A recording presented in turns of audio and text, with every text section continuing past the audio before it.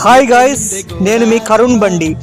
ఈ రోజైతే నేను మన పశ్చిమ గోదావరి జిల్లా నరసాపురం పట్టణంలోని మన పవిత్ర వశిష్ఠ గోదావరి రేవులో ఈ బల్లకట్టు పంటి మీద గోదారమ్మ గర్భంలో రేవుని దాటి రేవు అవతల మన సకినేటిపల్లి గ్రామానికి చేరుకుని గోదావరి సముద్ర సాగర సంగమ ప్రాంతంలో స్వయంభూగా వెలిసినటువంటి మన మహామహిమాన్విత శ్రీ అంతర్వేది లక్ష్మీ నరసింహస్వామి వారి దేవస్థానానికి చేరుకుని మన అంతర్వేది లక్ష్మీ నరసింహస్వామి వారిని దర్శించుకోవడానికి బయలుదేరాను.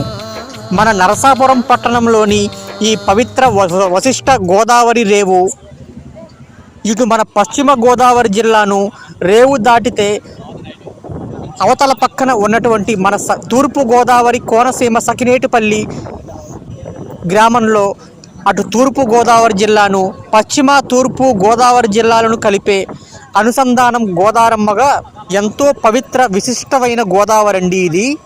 ఇటువైపు గుండా మన అంతర్వేది ప్రయాణించి గోదారమ్మ అక్కడే సముద్ర గర్భంలో కలుస్తుంది. మన అంతర్వేది వెళ్ళగానే స్వామివారి దర్శనం అయ్యాక మీకు అన్నాచెల్లెలు గట్టు సాగర సంగమం కూడా చూపిస్తాను.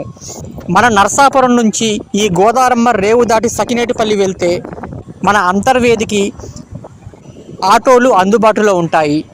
ఓన్ వెహికల్స్ ఉంటే ఇంకా ఈజీగా చేరుకోవచ్చు.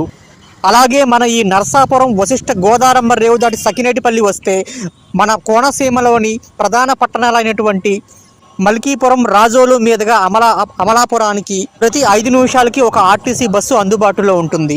అంతర్వేది వెళ్ళి మన అంతర్వేది అందాలు మొత్తం మీకు చూపిస్తాను, మిస్ అవ్వద్దు.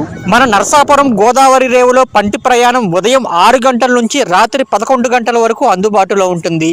ఒక్కో మనిషికి టికెట్ 20 రూపాయలు, బైక్కి 25 రూపాయలు, కార్కి మిగతా వెహికల్స్కి రేట్ సపరేట్గా ఉంటుంది.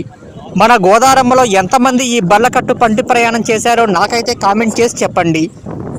మన ఛానల్ అయితే దయచేసి సబ్స్క్రైబ్ చేసుకోండి, వీడియోని లైక్ చేయండి. మళ్ళీ మనం అంతర్వేది వెళ్ళగానే కలుద్దాం.